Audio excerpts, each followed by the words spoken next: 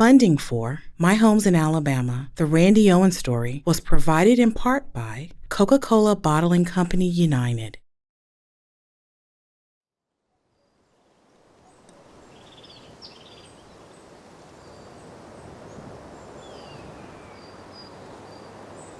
You have to be true to yourself, I think.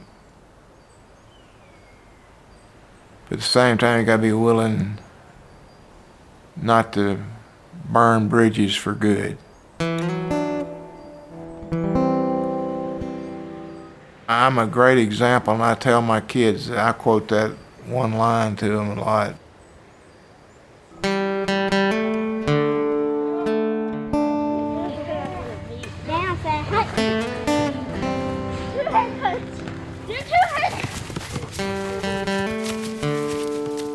Just as recent as a few days ago,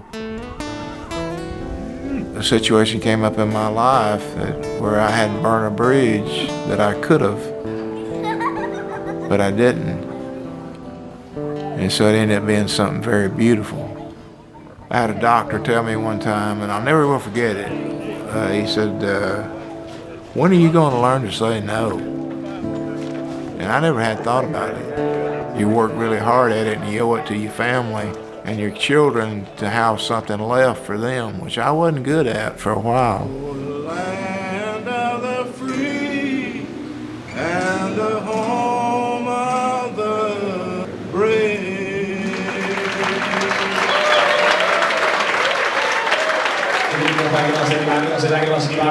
I'm 6, I'm going to 6500.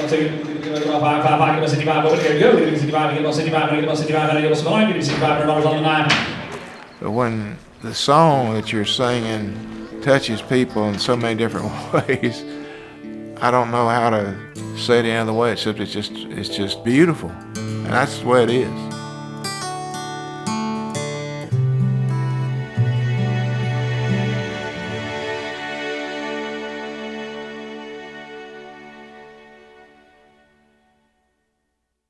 Ladies and gentlemen, Alabama!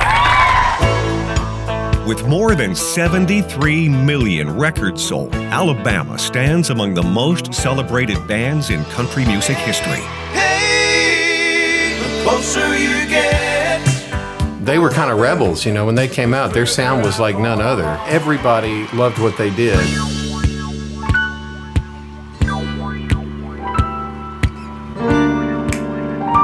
You know, and then guitar starts, and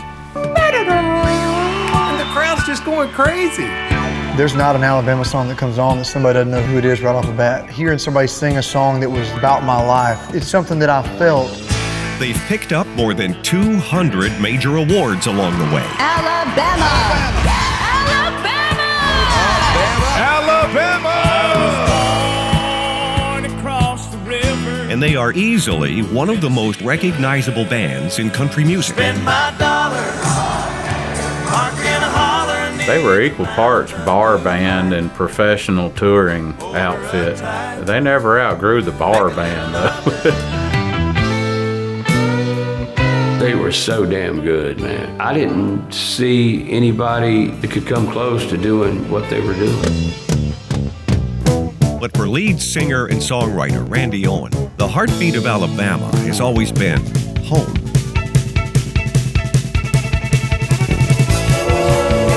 Many of the band's most iconic songs tell a story of his life, his upbringing, his family, his Alabama roots.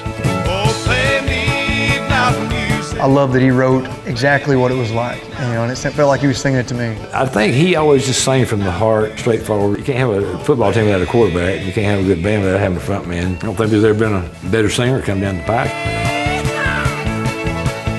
There's a particular attitude that he puts in every single one of those songs that without him, they're just not the same. And even with all the fame and success, Randy never drifted far from where he started.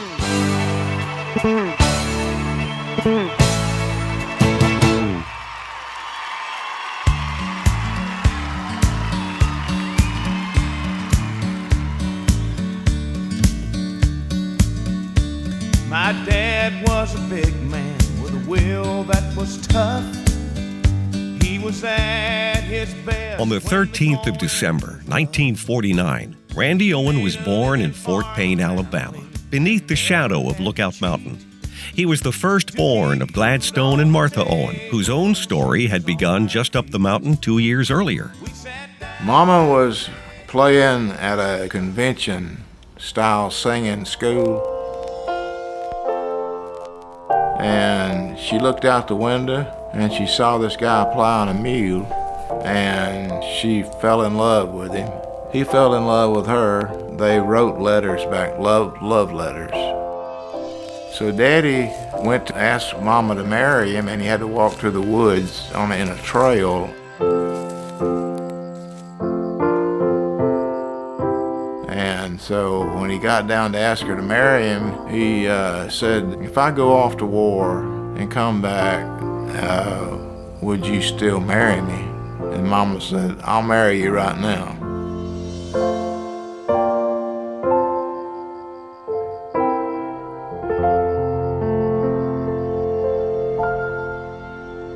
They got a sack of potatoes and a crippled Jersey heifer and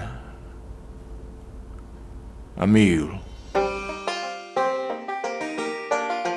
But I think love was a big thing. They loved one another deeply, and Mama was a hard worker, and so was my daddy, and they made it together. In time, his family grew. Sisters Reba and Rachel were born. Mama kept the house steady and the piano talking in church. Daddy worked cattle and cotton, and soon enough, Randy took his place on the chore list. Those cotton fields stretched wide across Randy's early world, beautiful from a distance, demanding up close. I was raised in it. I love agriculture. I'm a big fan of the farmers and ranchers in our country, and everything that we ate was something that came out of the garden or something Mama had canned, or we had a hog or two that we usually always would provide. I'd give anything to have something like I ate when I was growing up, because green beans and the peas and butter beans and stuff like that. I'm getting hungry. Yeah.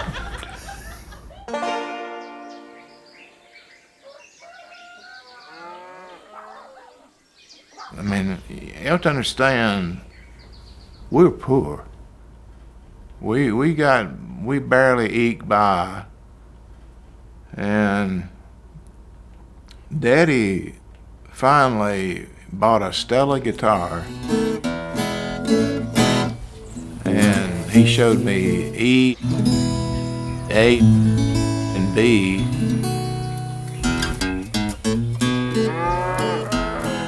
He would play, "I'm a pilgrim and a stranger, just traveling through this wearisome land. I got a home in that yonder city, good Lord, and it's not rolled, it's not made by hand." The rest is history. We were picking cotton or chopping cotton. They would sing, and other people, of course, would join in. Yonder city up there. No, as long as I can remember, music was in our family on both sides, musically, and most of our cousins were at least as talented, some of them even maybe more talented than me and Randy, but we grew up in that environment where everybody either played an instrument or sang or both. Music was kind of in the genes, I guess you'd say.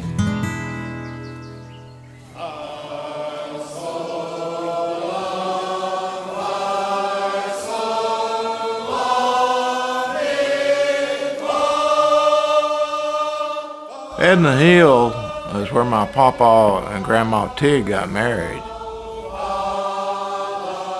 All the churches when I was growing up usually had what they called a special singing. We got the bass group, tenor group, soprano group.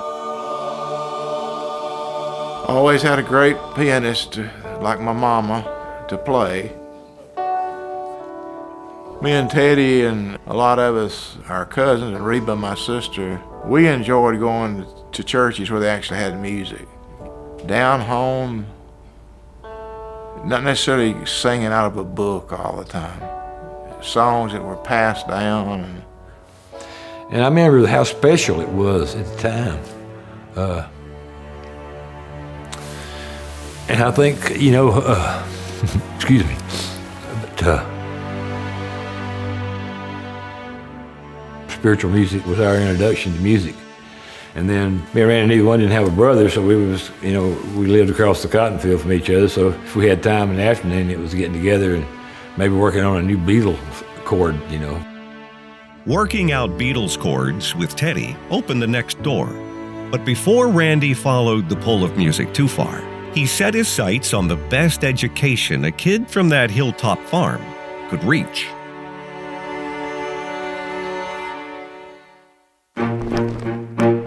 There were so many times he's like, hurry up, write this down. So I'd dig through my purse. Might be on a Kleenex or something. Write these words down. Hey, hurry, get a pen.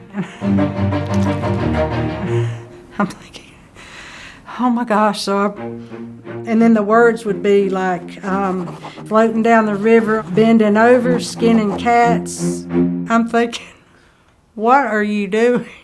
What are you thinking? Bending over, skinning cats, playing baseball with church rocks, using sawmill slabs for bats. We learned the love of poetry from my daddy. Daddy would read the Bible out loud, and he'd read the poetry book out loud, and pretty much 50-50. So I had this teacher in the 6th and 7th grade named Barnard Langley, who was a great teacher and very hard. So we had to go back to school and recite some poem. Daddy said, there's a poem by Edgar A. Guest called You, and I think you should do that one. Went back to class the next day, and Randy, do your poem, so I did You. And after that, Mr. Langley, he got the little poetry book, and he must have read it 20 times.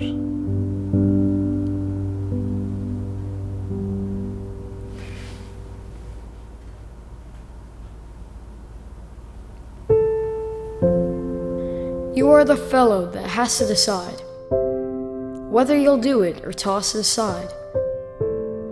You are the fellow who makes up your mind whether you'll lead or will linger behind, whether you'll try for the goal that's afar or just be contented to stay where you are. Take it or leave it, here's something to do. Just think it over, it's all up to you. So it really excited me that he would take such an interest in that poem. So it increased my love for poetry. With Daddy telling me his favorite poem and all that kind of stuff, it had a great effect on me. That carried me through a lot of hard times. It's hard to get in your head today, but we were considered mountain people. And you're kind of looked down on, frowned on a little bit. I got 54 cousins. And so none of my cousins that lived on the mountain went to high school. We went through the 8th grade, and everybody just kind of went to work. At some point, a lady named Mary Ellis, which was the principal of Adamsburg Junior High School, she said, Randy, why are you not going to high school? You made really good grades. You should think about going to high school. And so I said, do you think I can? She said, sure you can. So I thought that's incredible. Just amazing, this kid she took interest in. I went down to see the principal at Fort Payne High School. He said, you can't come to school here because you're not smart enough to make it. That really put a fire under me that I still live with. Turns out that principal was wrong. Randy graduated from Fort Payne High School in 1969. That same fire blazed a trail to Northeast State Junior College, where he became a first-generation college student. But Randy wasn't through. I'm a pilgrim. The pursuit of an English degree led him farther down the road to Jacksonville State University, in the storied Appalachian foothills of Jacksonville, Alabama. I want to go to get a 4-year degree. It's going to be important to me because of what I've been through. And so I started at Jack State. I love it. I love the school. I love the people that were there. One of the things that was a big part of my life was Pi Kappa Phi. The brothers reached out to me to pledge, and we were the first class of Pi Caps. And having those brothers, being close friends, and it meant a lot. And I love the professors. Janet Lefevre, I was in the drama class, and she wanted me and this guy to write a song for Joan of Arc, which really made me feel good. So we wrote a song. I don't remember what the boy's name was, but he insisted that he do the singing and me not sing, which I've always thought was so funny. So I was happy with that. I was bashful anyway and timid, and you know, you got to remember I was fragile in my mind about who I was and being not having any money or anything like that, and wearing the same pair of clothes 3 or 4 times a week. But I just know that I have to write, and I just know that I love to write. I love to tangle with myself on the inside, and that sucks. It's like, I don't know if it does or not. And I go back and look at it again, it's like, well, that's pretty good. But it was important to me to do something that I could do and I was good at. And I loved literature. I love poetry especially. I love creative writing. And of course, I took it. That was a monumental part of my life. Oh, I've still got notebooks with the Gamecock on it that I took notes. I still got my notes from going to Jack State. I wrote bits and pieces of songs and then have ideas, and then the next thing you know, you got a test coming up, and part of the notebook's got lines from a song you're thinking about, and part of it's the notes you got to take for the class. I don't know. I'd write them and tear them up, throw them away, keep some of them. Some of the greatest country music of our generation began as scribbles on those pages, but words alone do not pay tuition, so Randy found his way back to his cousin, Teddy Gentry. They were ready to play, but had no gear to speak of. Then, right on cue, came another musical cousin, Jeff Cook. Jeff had his own band called J.C. and the Chosen Few, which is an awesome cover band. And he had all kind of guitars and amplifiers and stuff we didn't have. Jeff had all of it. He had bass, PA system, microphones and everything. But it wasn't until we run into Jeff and started singing together that we thought, wow, maybe we got something here. Maybe this sounds pretty good, to us. I've been going around. The band known as Young Country was born and went straight to work. It helped to pay Randy's tuition one little gig at a time. They played bar rooms, high school proms, and even used car lot openings. For Randy, the stakes at every gig were just a little higher than the others. Jeff worked on missile guidance systems at Anniston Army Depot. Teddy was an expert carpet layer, and I was a student. Our whole goal was not to be stars. Our whole goal was just to be able to make a living playing music loud. We had a rock and roll approach to a country band. We went out and played hard, played loud. We were into the music as much as the crowd was, that was part of it. Word traveled quickly, all the way to Myrtle Beach and the Bowery, a barroom with a knack for spotting new talent and feeding rowdy crowds. Young Country quickly grew up to become Wild Country and stood face to face with its first big break. There's a chance to play in Myrtle Beach at the Bowery. They made the deal to come play, and Randy, to his credit, had just like a semester or whatever left. And so he stayed back at Jacksonville so he could get his degree at Jacksonville State. He didn't go with them when they first went over there. It was tough on the guys with me gone because, I was a guy that sang a lot of the songs. He didn't leave anything unfinished. He could have said, man, that's great. We finally got a chance to play music. Myrtle Beach, let's go. Nope, I'm going to finish this thing. And I go back to that principal at Fort Payne High School telling me he didn't think I could do it. So to get that diploma, it was just important, and it still is. Say, oh, you went to Jack State, and I always say, yeah, and I got a degree. In fact, it was not only Randy's music, but his pursuit of a Jack State degree that would leave a mark on two of today's biggest country artists. I knew he'd gone to Jacksonville State University. That's why I went to Jacksonville State. It weighed on me really heavy that Randy had gone to school here. And so when it was time for me to go to school, it sort of limited my playing field a little bit because he's done so much for this university.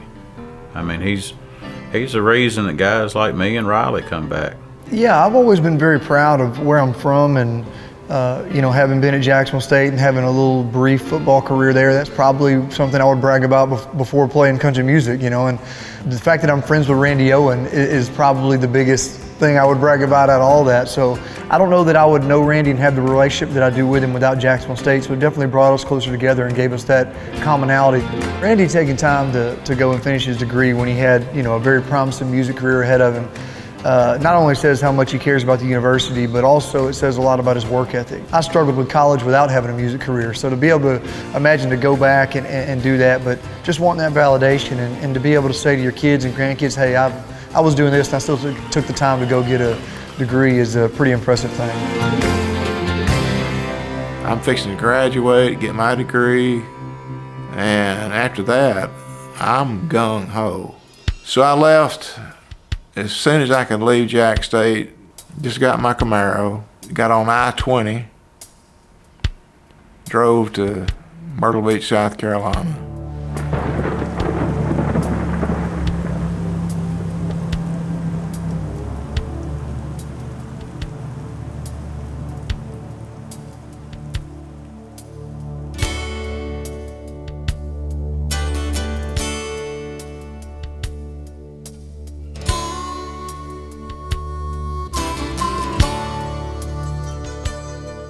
It was July hot across Georgia on my way to Myrtle Beach. I just got my diploma, so I set out in search of me. We go to Myrtle Beach and settle down for 6 months, probably 5 or 6 months, and get really tight and write and rehearse. I got a gig down at the Bowery. When they were playing the Bowery in Myrtle Beach, it's just a tiny hole in the wall, but I think that doesn't do justice to actual holes in the wall. It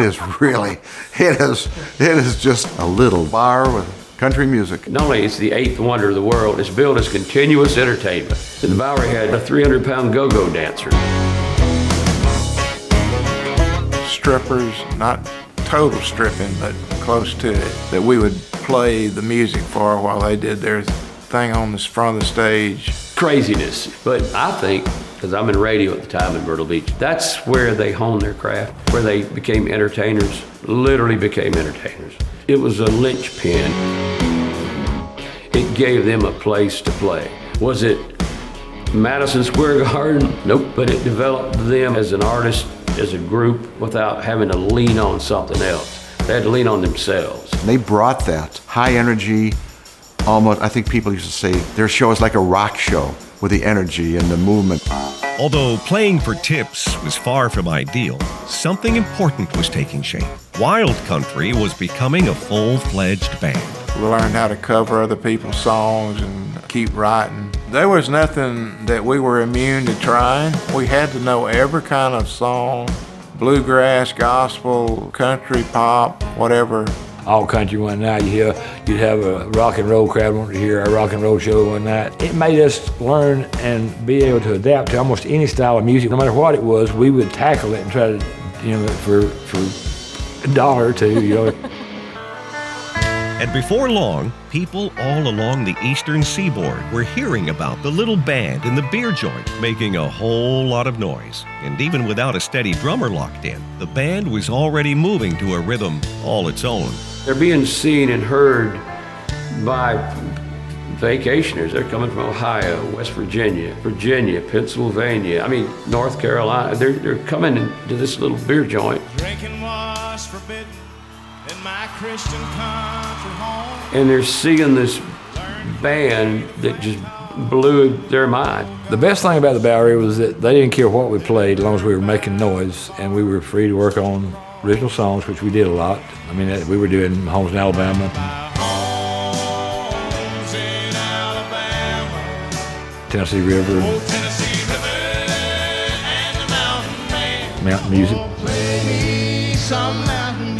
Most of those songs were born and bred in Myrtle Beach and done in the Bowery. Bad thing about it was it could beat you down. It was just the repetition of playing 6 hours a night without a break, which most bands would not do in this modern day time under any circumstances. If Randy had to go to the bathroom, Jeff would take it and talk to the crowd, and if Jeff had to go to the bathroom, me or Randy would take it and talk to the crowd for 5 minutes, until somebody threw $1 or $5 in a tip bucket and we'd do another song.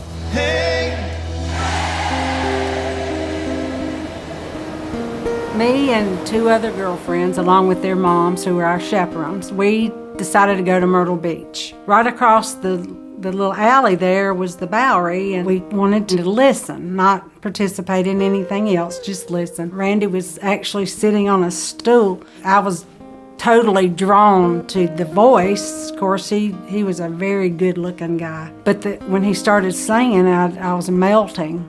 I tried a couple times to get his attention, but it's full of women in bikinis and all this. So we introduced ourselves, and he asked me if I'd like to go out. So we went out, went to eat pizza. We were from 2 different walks of life. I was a military brat in Heidelberg, Germany, and he was from a very poor farming family in Alabama. But there was something that I couldn't let go of him. And we actually talked about our future. For some reason, I knew I wanted to marry this guy, and he played me a song. He had a guitar. We were sitting there in their apartment with my siblings all sitting around, and he actually played me the song, Feel So Right. Whisper to me softly, breathe words upon my skin. I told him, I said, I don't know if I'll ever see you again. I don't know what your future holds in store, but this song surely is going to enhance your life somehow. This is one of the most beautiful songs I've ever heard. So we kind of said goodbye, and I got on the plane with my mom and my 6 siblings, and we went to Heidelberg, Germany. In the meantime, I kept writing. If life was going to treat us fairly, that's what we wanted to do, is get married. And he and I married in February of '75. We drove to Trenton, Georgia, went up to the courthouse. We said our vows to one another and to the judge, and Randy gave him a $20 bill. We stayed at a Motel 6, and we had dinner at Burger King. It was pure magic and pure love. I have the best. I have my buddy, and she knows what I like and what I don't like, and she knows I don't talk during days when we do shows. And so, save my voice, drink a lot of water, try to be as healthy as I can.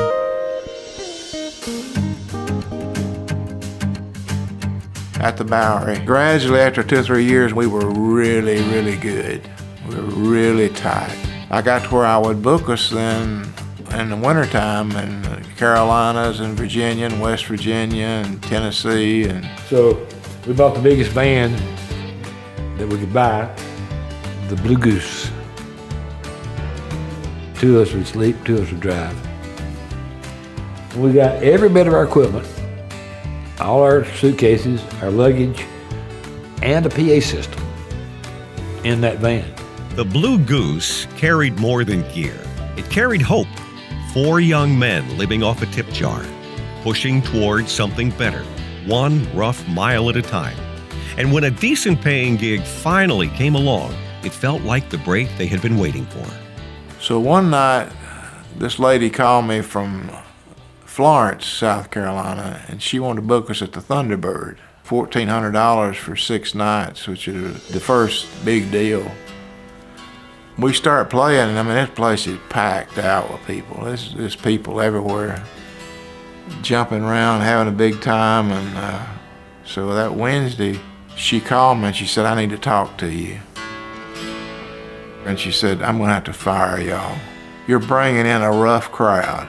You're bringing in people that we don't like to see in our club. We had been through so much together. The one thing that was unique about me and Jeff and Teddy was when people started getting rough on us, we got closer together. Instead of getting, fussing and fighting, when people started giving us a hard time, we got much closer. I've seen Randy and that old Blue Goose back there out driving down the mountains in West Virginia. So sleepy that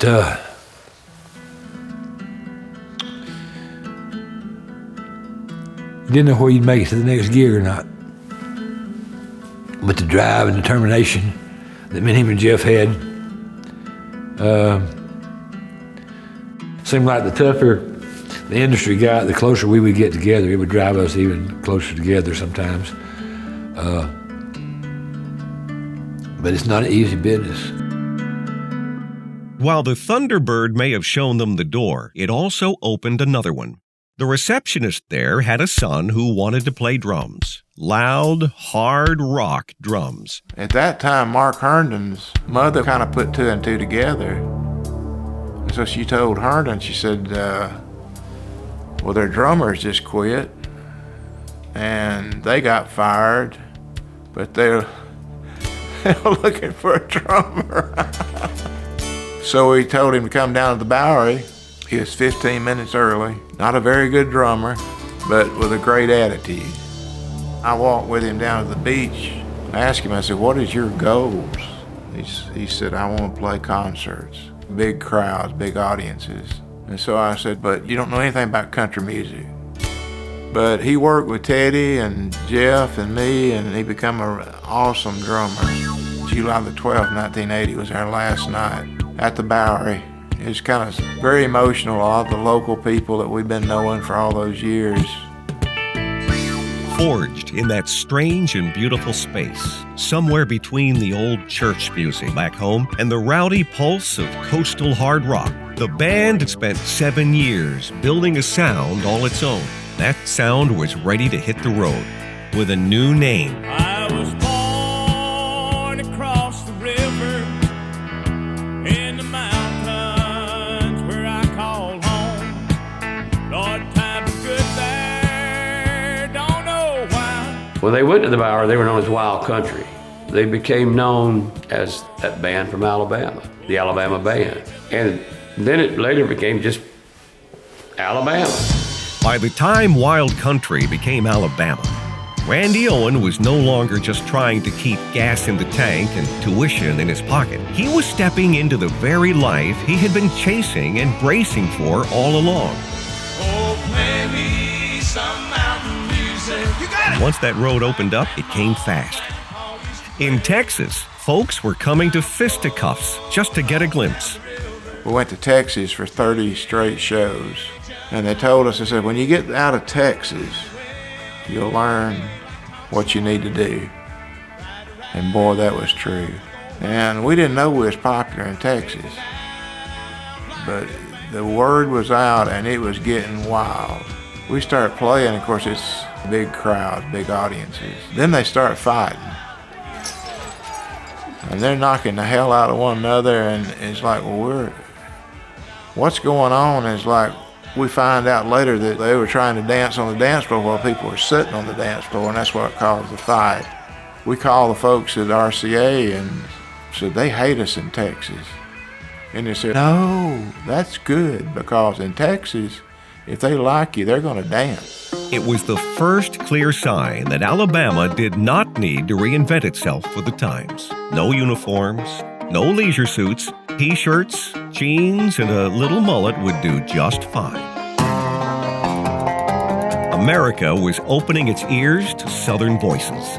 In addition to Alabama's just pure talent, there was good timing involved with their story as well. America kind of had an appetite for Southern culture. At the time, we had President Jimmy Carter, a rural Georgian peanut farmer, and people were fascinated with his life and story and his roots. You also had Willie Nelson bringing new audiences to country music. Then, Hollywood. Coal Miner's Daughter, the story of Loretta Lynn, was a box office hit and brought a whole new audience to country music. And Alabama was just right there at that time. That's when they were really starting to hit.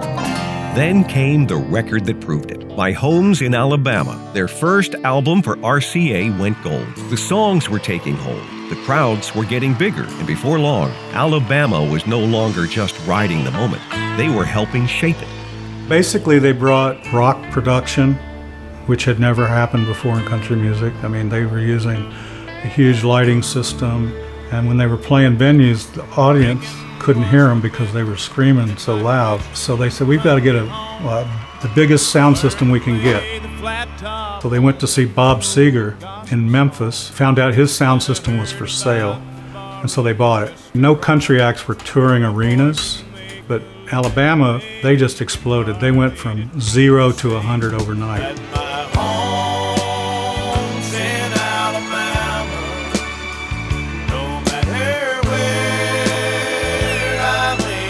The stages were bigger now, but so was the cost, because every mile that carried Randy farther into the dream was taking him farther away from the people waiting back home. We both agreed with one another. He was going to do what he was best at and what he knew he could do to make a living for a family. And I was going to do what I knew I'd be best at, and that was being a wife and hopefully a mother. That's all I wanted to do. I never did really want to get into his part of the music business, and I never really did. Well, at the peak of their career, they were on the road 300 days a year, and that was rough. But we had our daughter Allison, which was born on his birthday, and then 3.5 years later, the same day that Alabama got their first gold album was the morning that I gave birth to Heath in Fort Payne. I've never been the type to say, well, you were not there. You didn't, nah. I was so proud to have given birth to Heath, and then I had to wait 2 days till he got finished to come home to meet his new son. That gave me strength. I kept gaining strength through our children and seeing how solid that I needed to be and how grounded our children needed to be, to understand what their dad was doing for a living, and it was okay. It's okay if he wasn't home for a birthday. It's okay, we celebrate when Daddy gets home. Then came Randa, their third child. Kelly kept the growing family circle unbroken and the home whole whenever Randy came back through the door. But outside that circle, the world kept asking more of Randy, and he was not very good at saying no. Not saying no can take you right down the tube because you just get overwhelmed. You hear about everybody's mama dying, everybody's child dying, everybody that's got issues, that's passed away, that's lost their home, that's lost their car. And you get to think about it. I've been so blessed and so lucky, and it'll just destroy you because you have to learn what to put it in, what to take out, and only you can decide it. And so I did, and I still do. The thing I am most proud of is that he always came home as my husband. He hasn't changed from the person that I fell in love with. And that's a lot to say with the business that he's in this profession. You don't really have time to get tired of anything because it's like every day is like a new challenge or a change.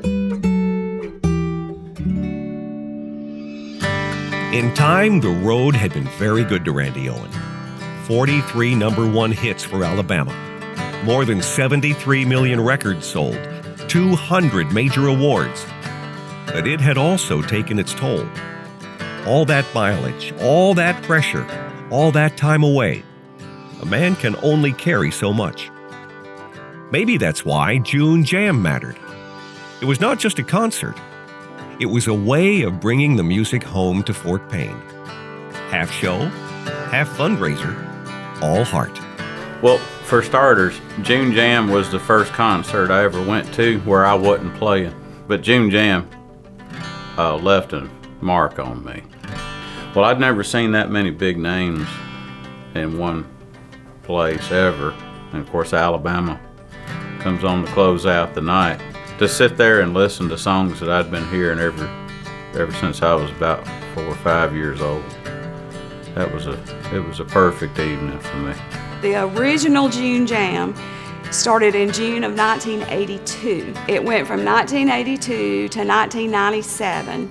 Every year in June, they would bring thousands, hundreds of thousands of people at some point into the small little Fort Payne, Alabama. It would totally change this whole area. People from all over the country, probably 10 or 15 artists every year. We raised millions of dollars for charities all over the Southeast. And this was before there was any country music festivals around the country. They were the first. And they've given away $20 million. Randy made sure 100% of the proceeds from June Jam flowed back to people in need, strengthening schools, local charities, and communities across the Southeast. But he did not stop there. In 1989, Country Cares was born. Country Cares came about, my dear friend, my late friend, Rhubarb Jones, and I went to school at Jack State together. He became a Hall of Fame country DJ. He kept telling me when he got to Atlanta, like, man, I got this guy I want you to meet, Danny Thomas. I met Danny in Atlanta.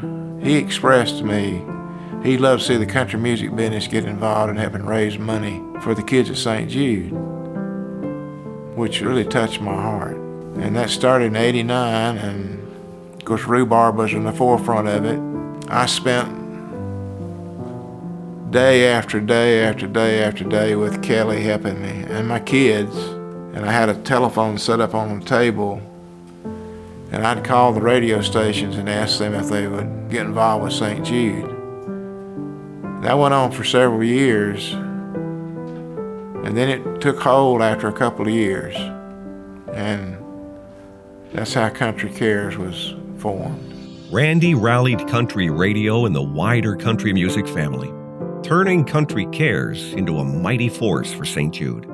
And because of efforts like that, patients' families have never received a bill for treatment, travel, housing, or food.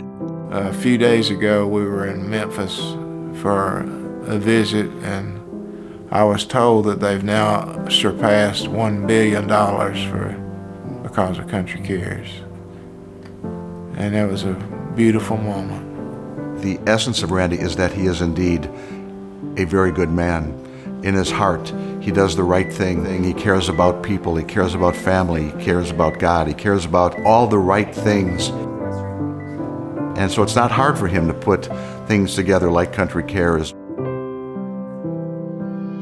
I've become more certain over the last few years working with some artists that have had long careers. You don't have that type of career without being a really good person. You know, there's not a lot of luck. I mean, there's a little luck on getting a start, but as far as people really taking their hard-earned money and going to see you play year after year and taking their kids to see you, or grandkids even, it says a lot about the type of person you are, because people want to support it. Randy Owen, you know, at the end of the day, he had great songs, but he's also a guy that people can relate to, and I think that's something that goes a long way in today's country music.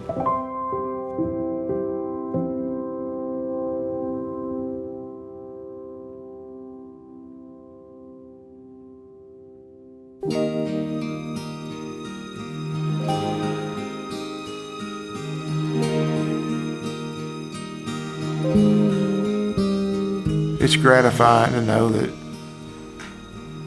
you know, that Feels So Right still means something, and Lady Down on Love means something to people, and that mountain music got them through a tough time and helps them go on through their life. I had one guy tell me he grew up in a very abusive home, and they had one cassette.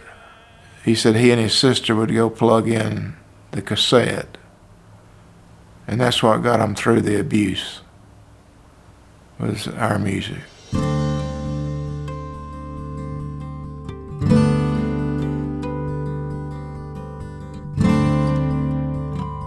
We have visitors from all over the United States, Canada, New Zealand, Australia, basically all over the world. And every state in the Union comes in. And we love that. You know, they have fans everywhere. So you never know who you're going to see or what accent you're going to hear. What started in the shadow of Lookout Mountain had long since traveled far beyond it. Randy and Alabama left a mark that the country music world could not ignore. Alabama was inducted into the Country Music Hall of Fame in 2005, and this is the highest honor in country music. There have been about 160 acts inducted into the Hall of Fame, and this is a process that goes all the way back to 1961 with the Country Music Association. It's the CMA that decides who gets in the Country Music Hall of Fame. And they are looking for musicians and people who have made an indelible mark on country music. And of course, Alabama has passed that test with flying colors. But Randy was never much for standing still beneath an honor. He kept looking for another way to give something back. And before long, that calling led him back to his alma mater, Jacksonville State University. So Randy is the senior member of our board. He's been on this board now for 20 plus years. And when he first came on the board, he noticed that there wasn't an academic committee. So he started an academic committee where they delved into the students, the student life, the basics, what they're getting as far as the education, as far as safety. He chairs the academic committee. That is his baby. The first meeting, as I remember, that we had, they must have been 60 people, professors and academics, actually with tears in their eyes, saying thank you for understanding that there is an academic community here at Jax State. It's not about me or any of the other trustees, it's more about the student. He has a passion to see that we as an institution of which he was an alum, that we are meeting the needs of the students and that we are supporting them. And that has been his message to me the entire time that I've been in this role. His other message has been one of concern and interest in the faculty. Do the faculty need anything? Are we moving forward with the things the faculty need? Just to see that level of interest that he has in the institution at such a ground level is refreshing and amazing. We got through the tornado, we got through COVID, and we come out on the other side stronger, more together, more cohesive as a unit, as far as our board and as far as our professors, and I think our students take more pride than they've ever taken, and it makes me feel like we're not just spinning our wheels, we're actually getting a lot of things done. And it's spilled over, I think, into sports and the band. It all works together, having pride. And now, at the school that helped steady his own young life, that same spirit has risen in brick and steel. A place meant to train young artists, inspire students across campus, and give future generations a stage, a studio, a place to learn and grow. I said, we've got to find a way to honor Randy Owen, because not only what he's done for this university, but what he's done for the state. I talked to the governor, and I remember telling the governor that there's not a politician in the state on a statewide level that's not asked Randy to do something. The Randy Owen Center, the way it came to be is essentially Governor Ivey decided that a certain amount of dollars, I think it was $15 million, would be allocated to help support building a building in honor of Randy Owen. Southern born and southern bred. The Randy Owen Center, or ROC, is the cultural center for the performing arts in Northeast Alabama. Designed as a creative pipeline, it brings children, community learners, high schoolers, college talent, and touring performers into one shared ecosystem. Just being able to have a facility to honor him that will capture the students' attention, I don't even think we can really describe how impactful that is going to be yet. The Randy Owen Center, being at Jacksonville State, you've got to appreciate that as an artist and as a writer and a performer, that your college that I know Randy cares a lot about has recognized him in that way, but also that you have a legacy that's going to live on forever. And hopefully there's other people that'll get, the start that he did at Jacksonville State and go on to have a career like he did. That's how I would feel about it, and I imagine Randy feels the same way. He leads by example. He doesn't just tell you he cares. He physically gets in the game and supports. It's something that I need to do too. So I'm here because Randy's here, and he's here because these kids are still here. And his heart is very much in Jacksonville, Alabama when it comes to furthering education and helping young people get a plan for their life. Still, if you want the truest measure of Randy Owen, you have to drive back up the mountain. You have to go home, where the circle may be weathered, but it remains unbroken.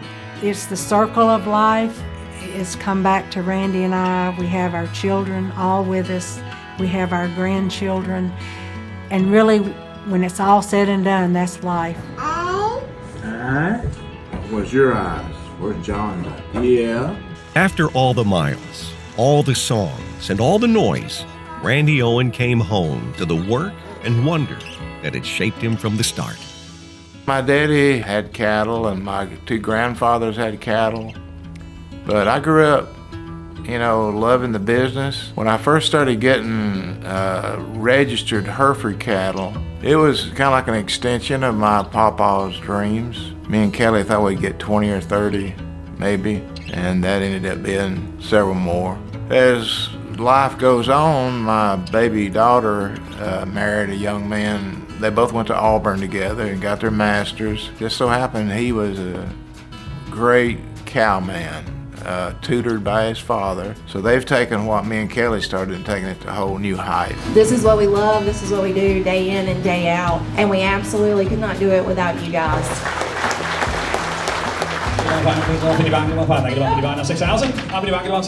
Randa, she showed 2 national champion Herefords in her career, and that is an amazing feat.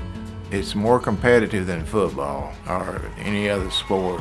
I'm so thankful that I was able to raise our children in Fort Payne, Alabama. I think it helped ground our children to understand that we live here.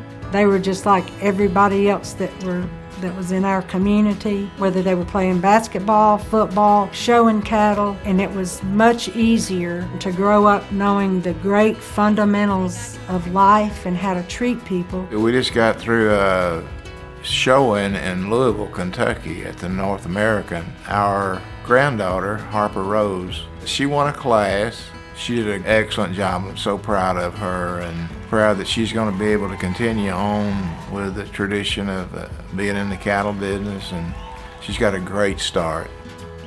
Randy, there's no sweeter human being. I love to see how Randy loves his family. I love to hear him talk about his family. Music is not the most important thing to him. And I've always said this, and Randy and I actually had a conversation about it, and he said, music is not who I am. It's what I do, but it's not who I am. And home was never just where Randy came from. It's what he carried with him and what he spent a lifetime trying to pass on. I wrote about that in the song Pass It On Down. There's a place where I live called the Canyon, where Daddy taught me how to swim. That water is so pure, and I'm gonna make sure Daddy's grandkids can swim there like him. My words to live by: as you go up through the ranks, remember the people here that were there, and the ones that get up here, remember them. When you get up here, remember them, but don't forget down here. And so, don't burn bridges for good. So whatever it is you're wanting to be, remember to fashion the choice you are free. Kindly or selfish or gentle or strong, keeping the right way or taking the wrong. Yours the selection, whichever you do. The thing men call character is all up to you.